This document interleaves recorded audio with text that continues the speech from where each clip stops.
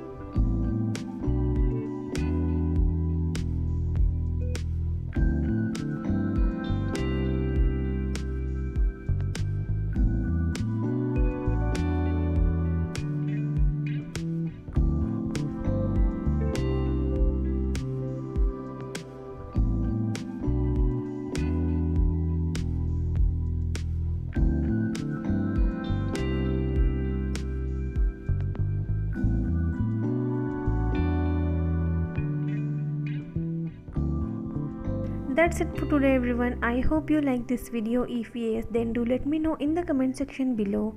Hit the like button and don't forget to subscribe for more such home decor content. Bye for now. See you in my next video. Till then, take care and happy crafting.